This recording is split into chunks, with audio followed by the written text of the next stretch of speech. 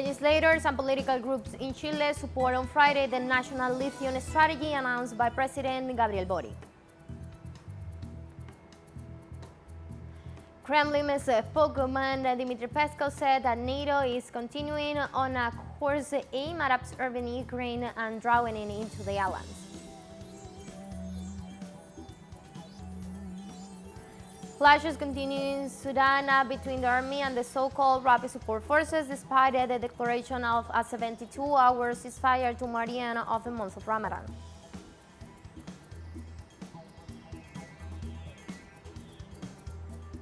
Hello, welcome to From the South. I'm Ana Marrero from the teleSUR headquarters in Caracas, Venezuela. We begin with the news, so stay with us.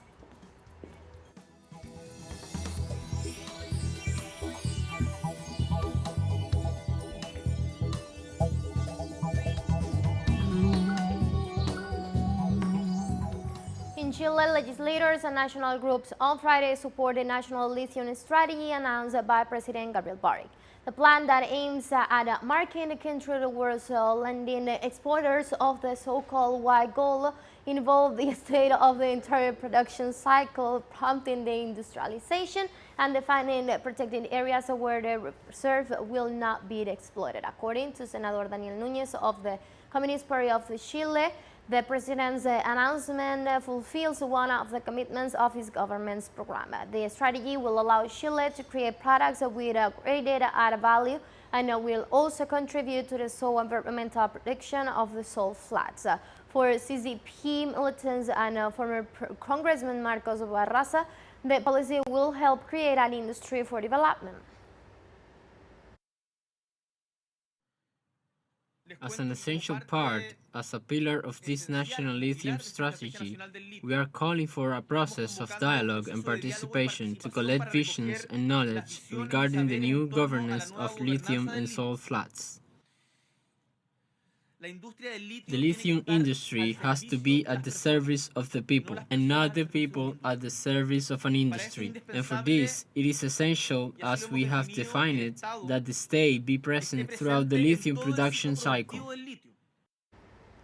In Costa Rica, police officers protest against the reduction in the number of days off for operations against criminal organizations.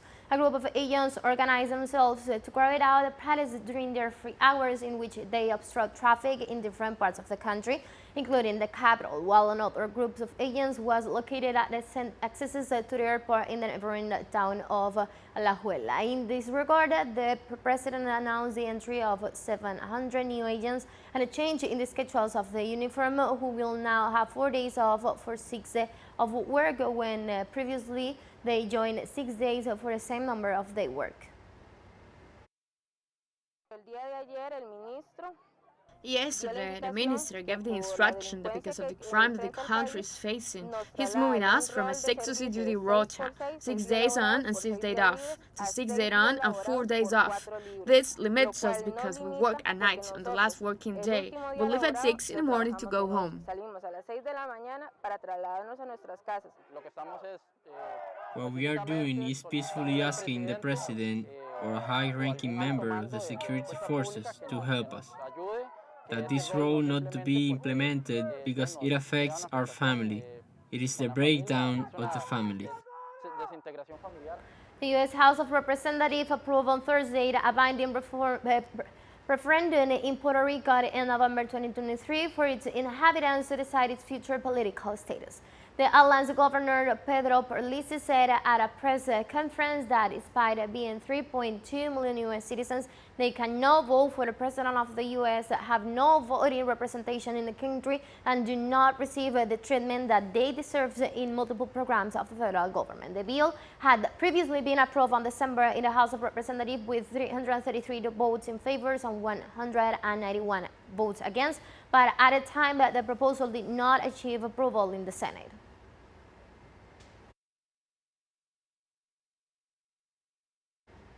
Thousands of people attempt to force their way across the Matamoros border bridge in the Mexican city of Tamaulipas to reach the U.S. Migrants knocked down a fence of Mexican office Caminos y Puentes Federales at the border crossing on early Thursday, running over a 12-year-old boy who sustained injuries to an arm and leg and an agent who suffered head injuries. After this stampede, they remain in the reach of on the Mexican side in face of its tight security implemented by the U.S. authorities.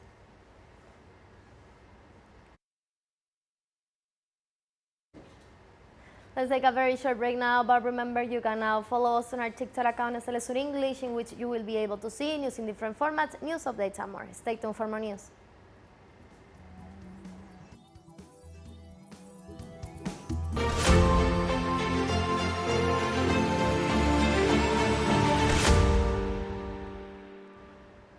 Welcome back to From the South. Kremlin spokesman Dmitry Peskov said on Friday that NATO is continuing on a course aimed at absorbing Ukraine and drowning it into the islands. Peskov made a statement in a conference call with reporters regarding Thursday remark by NATO Secretary General Jens Stoltenberg about NATO members countries agreeing to incorporate Ukraine into the islands in the future. Peskov said Stoltenberg's remarks reflects NATO's anti-Russian course and prove that Russian President Vladimir Putin was right to send troops to Ukraine, that he was safeguarding Russia's interests and the need to ensure its security.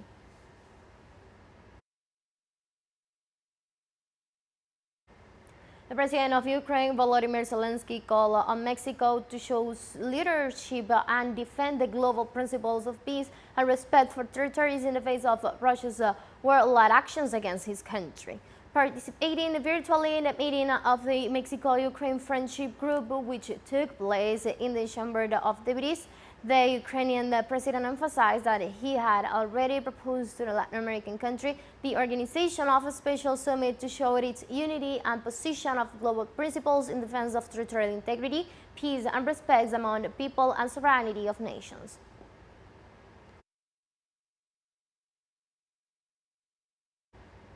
On Friday, the Canadian police has announced that thief of a high-value cargo container from Toronto's Pearson International Airport. Regional Police Inspector Stephen Davestine announced that container was carrying gold and other items worth over 20 million Canadian dollars, the equivalent of 14.8 million US dollars. The inspectors explained that once the cargo was offloaded at a holding facility, consequently to its arrival, the high-value container was removed by illegal means from a holding facility and was reported missing to the Peel Regional Police. A short time later, an investigation has commenced.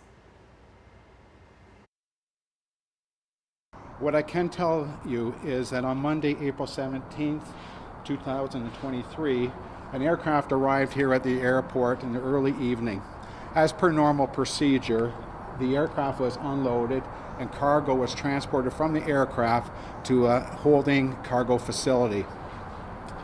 Once this cargo was offloaded at a holding facility, subsequent to its arrival, this high-value container was removed by illegal means from the holding facility.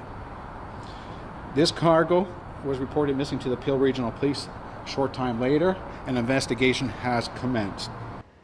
The environmental group Extinction Rebellion on Friday began 4 days of actions in London seeking government's attention to climate and biodiversity problems. The group hopes that 100,000 people will gather outside Parliament this weekend, and so far has said it has been 30,000 people registered their interest, in hopes that 40,000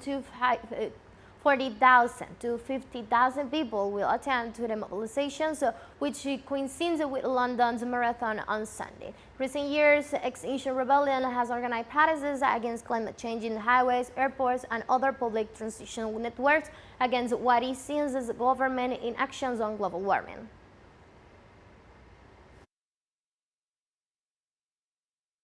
Fantastic that Extinction Rebellion have pulled together so many people, even despite the weather, to protest about climate, biodiversity and the range of issues that we're facing, because it's not getting nearly enough attention by government, by business, by schools, right across society.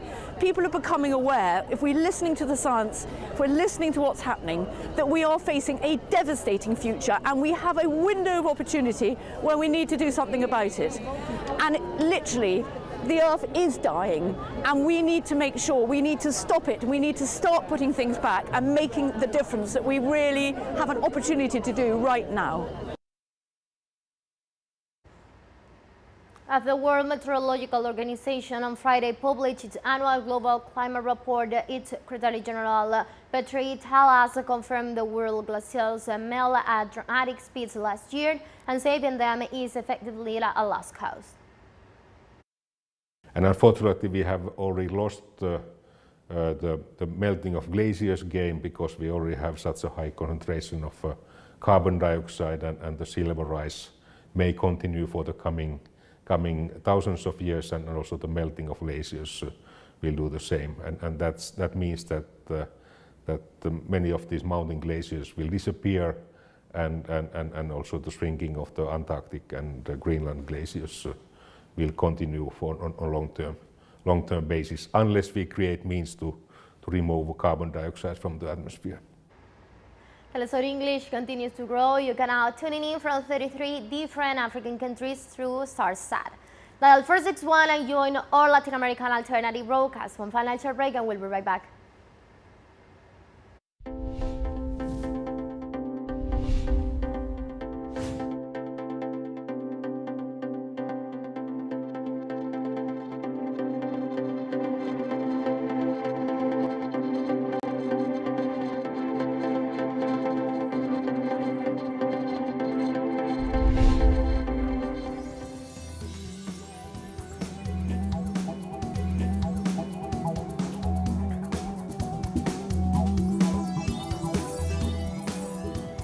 Welcome back.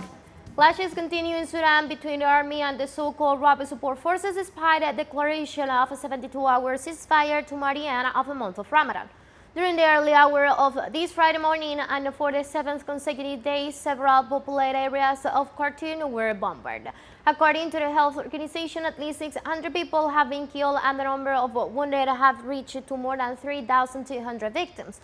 They also claim that these hostilities are taking place near hospitals, so more than 70% of the medical centers are out of service. The conflict between the army and the paramilitary forces began in the country's capital on April the 13th, when the regular groups tried to perpetrate a coup d'etat, which so far has not been put down.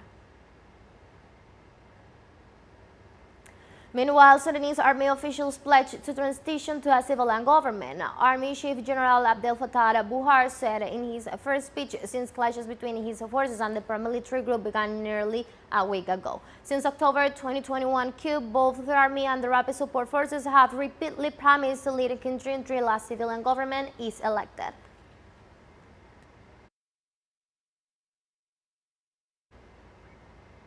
The South African police evaded a camp of about 100 asylum seekers from the UN Refugee Office.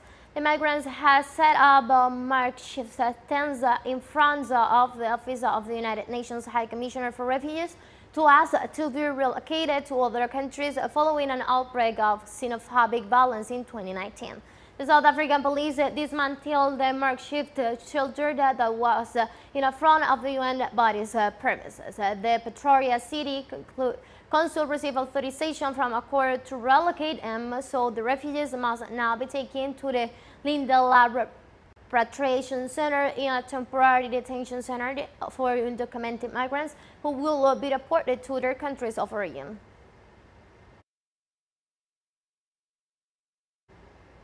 On Friday, Muslims around the world celebrate the feast of Eid al-Fitr, which puts an end to the holy month of Ramadan, while religious leaders call for peace. In different Arab regions, their citizens, political and religious leaders celebrate the day. As part of the festivities, thousands of worshippers approach the main temple in the holy city of Mecca in Saudi Arabia. Syrian President Bashar al-Assad celebrated a holiday in the Al-Mission neighborhood of Damascus, where the Sharon delivered the Eid sermon. And in Afghanistan, prayers in different mosques throughout the country also gathered for the last day of Ramadan. This year's celebration for the Afghan takes place 2 years after the departure of the United States from their territory.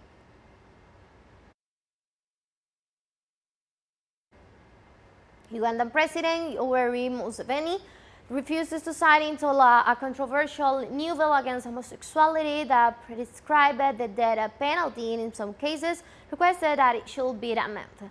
Museveni's decision was announced after a meeting of parliamentarians in this ruling party, almost all of whom supported bill approved by lawmakers last month.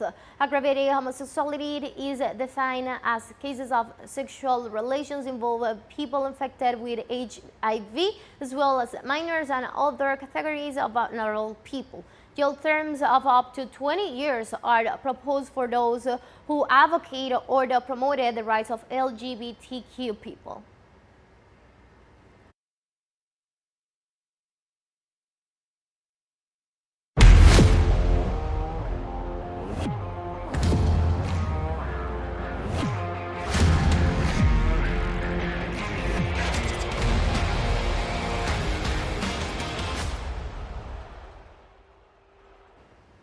And now shifting topics, the 5th edition of the ALBA Games opened on Friday in Caracas, Venezuela, with the participations of the Bloc 10 members, nations, and Russia's guest country.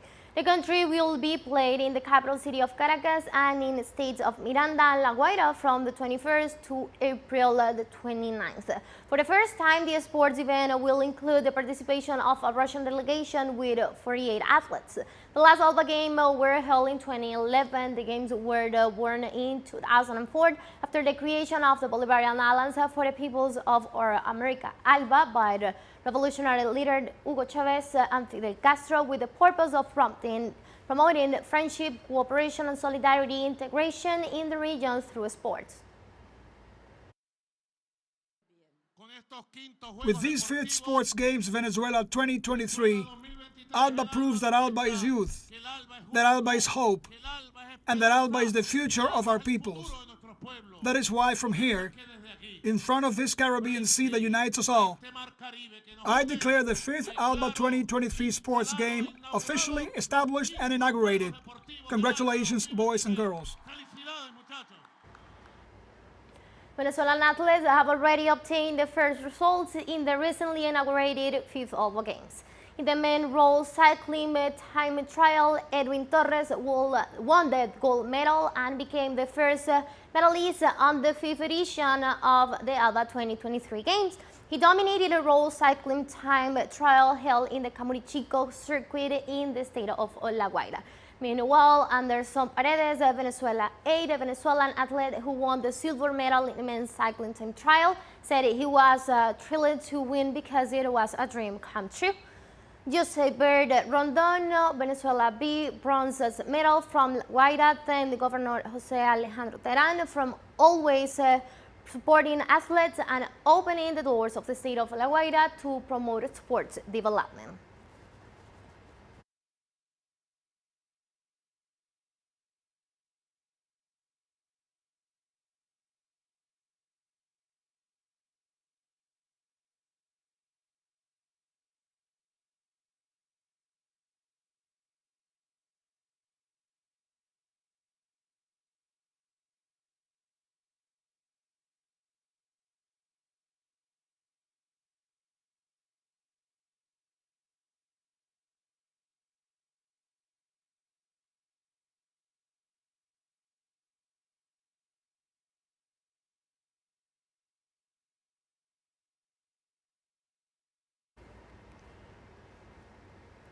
And as I said, the men roll cycling, the trial, Edwin Torres won the gold medal.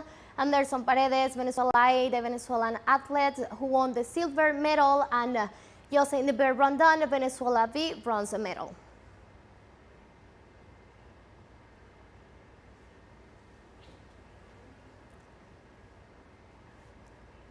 And now let's know a little bit about the experience of being a volunteer in these 2023 ALBA Games and how events like these contribute to the development. I'm Carolyn Morales today. I'm here on behalf of the ALBA Game volunteers. I was very excited, really speechless, from the day they called me to participate as part of this beautiful family. We had a beautiful workshop where they explained to us how the methodology of our work was going to be special to support all those athletes who are going to come to our country. It is really important because different countries will be coming to our country, giving a boost to tourism in our country, which is Venezuela. I'm very excited because it is a new experience, because it has been many years since the ALBA Games had been held in our country. It threatens our country with tourism, and we are very confident with our state, La Guaira. We have come to the end of this news brief, but you can find these and many other stories on our website at telesurenglish.net. You can also join us on our socials. We're on Facebook, Twitter, and on Instagram as well.